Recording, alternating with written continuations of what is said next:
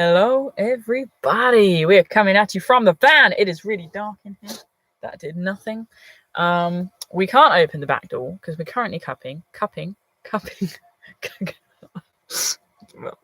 creating a cup of tea. It's been a while since I've done one of these live sessions, and it was pretty much 20 minutes ago that we just got back from finishing our walk today, our boot and boat day on the Norfolk Broad, which has been a really, really good day.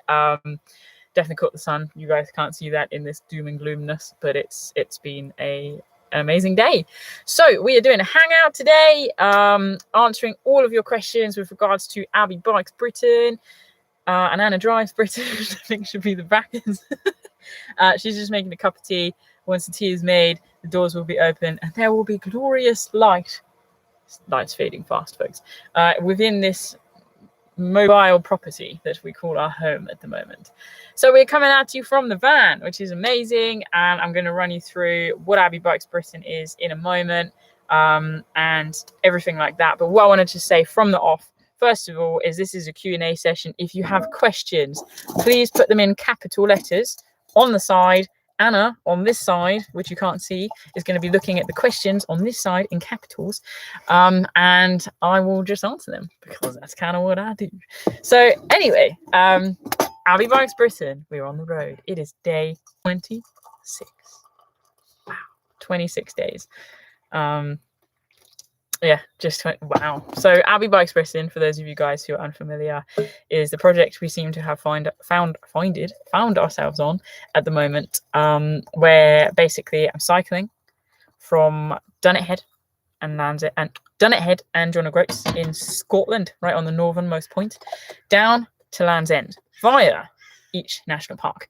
At each national park, we're hiking to the highest point. So that's 15 national parks, that's 15 highest points, that's 15 days of walking, and the rest is cycling. 2,000 miles, in fact, of cycling. It's been incredible. It has been the most intense ups and downs of all eternity. Not quite.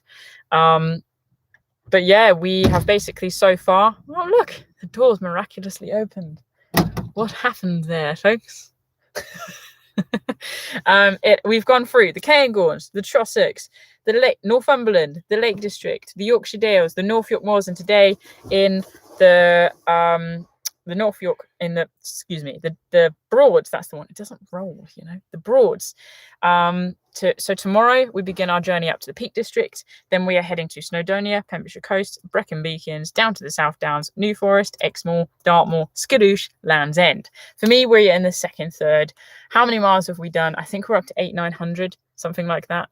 And it has been nuts. I did see a question, bear with. Yeah, it's just been amazing, and we, you know, I sort of taking every day as it comes. Average mileage is about 50-60 miles on the bike, and then obviously we've hiked to the highest peaks of all of those national parks so far.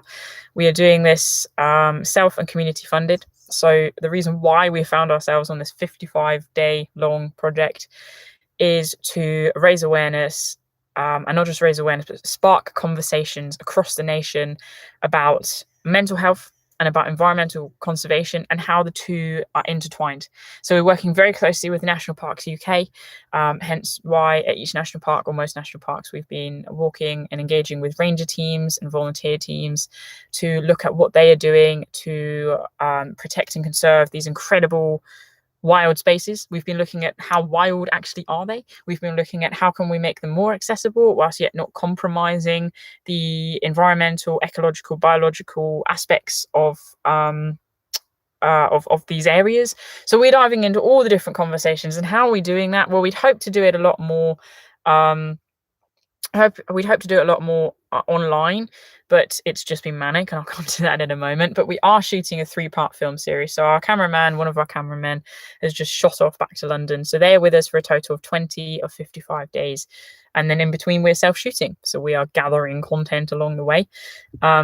So that is sort of where we're up to. It's we've all the stories to tell. Can tell you that much. From random wild wheeze to police incidents to just all the stories, quite frankly, to some just you know, banter. So I'm just going to quickly go through the questions, and I think hopefully they can steer me. My favorite climb in the lakes, somewhat disconnected to the project, but that is not a problem because the Lake District, I'm happy to talk about that all day. Oh no, I actually have to answer the question. Great. Favorite climb in the Lake District? Well, I think it's very subjective. It depends on the weather I've experienced, how energetic I'm feeling. Redoing Scarfield Pike the other day with the group was just a wonderful experience. It was really nice to be back up there along the corridor route, just experiencing the beauty of the mountain and the fells, but also just we had amazing people on that group. It was a fantastic day. So Scarfell was always good fun. I like Skiddaw, I like Glencaffra, I like Helvellyn, I like just Little Odd Haystacks, you know, and the Buttermere Fells. Those are good. But I don't have a favourite, quite frankly. Just that region of the world is worth hanging out in. How is my body holding up? There is a question. Well, if you ask my body, I'm sure it would complain in multiple regions. But in general, I'm really, really pleased with how my body is holding up. It's a lot, you know. This is now a month in out of my my comfort zone, so to speak, in terms of what I'm familiar with. This is 26 days of arguably quite intense exercise every single day.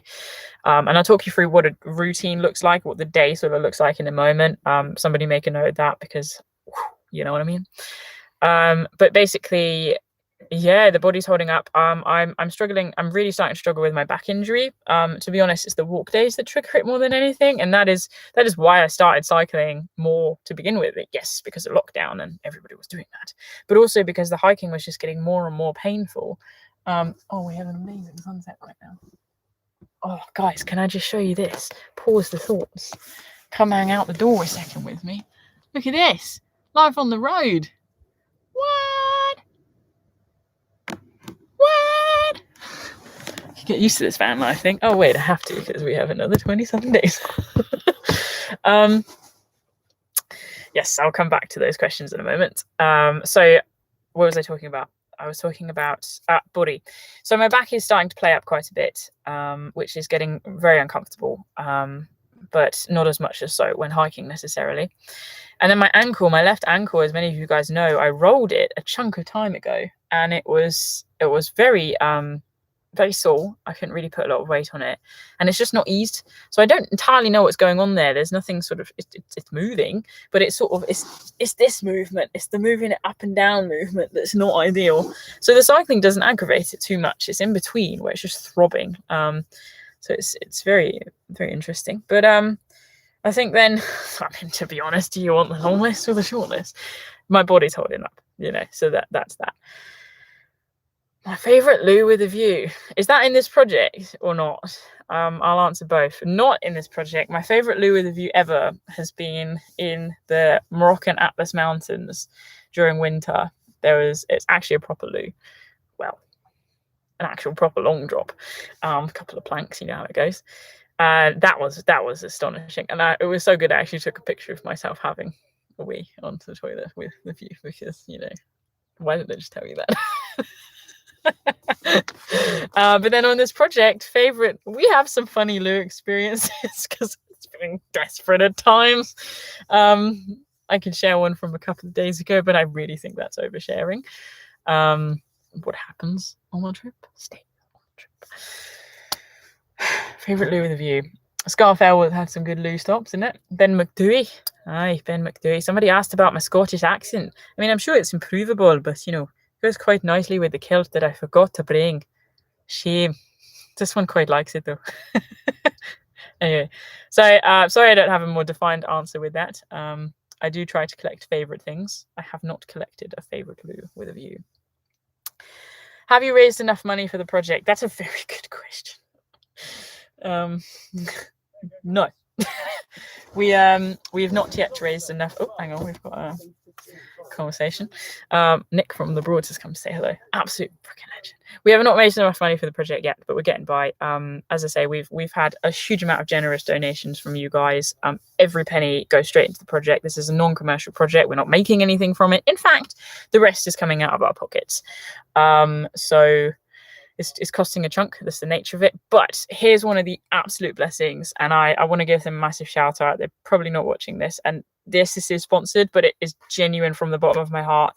When we as a company, as Wild, as I choose to work with a company, it is based upon morals, it's based upon values, it's based upon the living out of those values. We're not just going to have somebody email us and we can just, work together. That's not how we work. We have emails every single day, probably like 10, 20 emails from different companies, some smaller, some bigger, asking to work with us, do some promotion, and every single, we just delete them, quite frankly, or say thank you, but no, because we want to see people living out ethical, environmentally sensitive values, and people aware. We want to see people taking action and being pioneers and forerunners in these fields. So we basically ended up having a conversation with the Camping and Caravan Club, and they're supporting, I think sponsor is the wrong word. They are passionately supporting the project. And basically we're staying at their sites wherever possible along the way. Camping and Caravan Club, I've done a couple when I've been in my wee little tent. They have certified in club site, was predominantly saying at club sites. Oh, actually, can someone ask me what are some of the highs and lows of the project? Because I have some good things to say about that as well. But basically, they're without question, they have been the most friendliest, the most peaceful, the most facilitated campsites I've been on, and I've not been on them before this project. Really, just you basically you get in. And then you say hello to the person at the gate, and then they cycle you. You follow them in the van or the car to your pitch. And we've had all sorts of great conversations and stuff. We had somebody the other day whose daughter works in an orangutan sanctuary in Indonesia. A really good chat. He was great. That was Windermere. Where else have we stayed at them? Sandringham. We slept next door to the Queen the other day, which was rather royal, have to be quite honest. They're forests, they're like prairie lands, they're so environmentally sensitive. They've often got, we've seen red squirrels and stuff in them. It's been really cool. So that's not answering have we funded the project. I mean, I've said no to that, not yet. But just having that support has obviously taken a massive chunk out of the spending. We don't have 55 nights to cover. We have more like 15, 20. So it makes a massive difference. We've done a couple of wild nights. I don't like calling it wild camping in a van. It's not wild camping. But wild nights in the van, which has been fun and has been very good at taking care of me in terms of making a warm bowl of water and making me stand naked in midge infested, freezing, icy, cold, wintry conditions and have a wash. Complete exaggeration. It's so summery here. It's just lovely. You see this tan? This isn't tan, this is dirt. Toil of also the road. Lie. I'm lying to these people. Can't believe the Queen didn't fund your project. Thank you, Ian. Somebody who appreciates the wild values. Do you think we should stop doing those? Yeah. So anyway, you get all the hellos. Look at you. You're the Queen. The Queen did sponsor our project. She's called Anne. No. So basically, the financial side, it was really hard at the beginning. But as I say, we've really committed to this on a whole new level. In terms of for us personally, we've got